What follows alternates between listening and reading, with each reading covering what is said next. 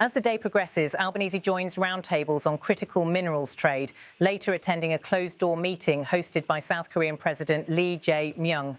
The focus returns to economics, semiconductor cooperation, AI ethics and energy transition. Yet cameras still linger on that earlier quote, replayed between segments on the global economy. "We respect the decisions made by the royal family," the Prime Minister's voice repeats, underscoring a theme of deference in a world often dominated by confrontation. Outside, Gyeongju's air cools with evening.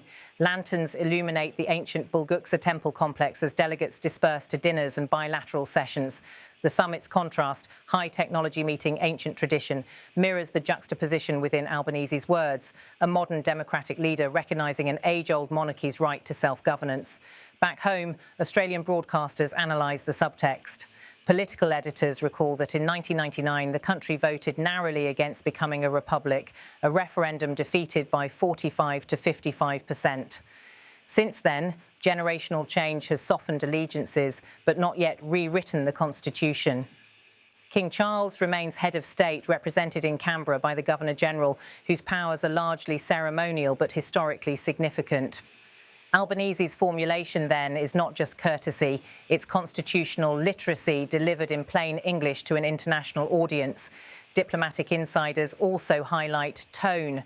The phrase, "without needing my advice," carries a touch of humour, projecting humility while maintaining distance. It suggests confidence in the monarchy's self-management, but also a subtle reassurance to Australian voters that the government neither meddles in nor depends upon royal direction. As APEC 2025 continues, leaders address everything from AI regulations to Pacific Island resilience funds. Yet by evening bulletins, one of the most watched soundbites remains Albanese's answer about the king.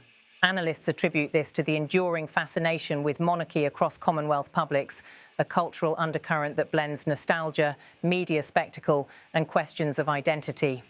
In London, palace correspondents respond cautiously. No official statement is issued, though aides reiterate that decisions regarding Prince Andrew's titles are a private matter for His Majesty the King. The line mirrors Albanese's words almost exactly, suggesting convergent messaging across hemispheres. Over the following days, commentary pieces frame the exchange as an example of APEC soft power. Amid global tension, small moments of civility signal the persistence of diplomatic manners. For observers in Seoul and Tokyo, where constitutional monarchies coexist with dynamic democracies, the message resonates. Modern leadership sometimes lies not in declaring positions, but in knowing when to refrain.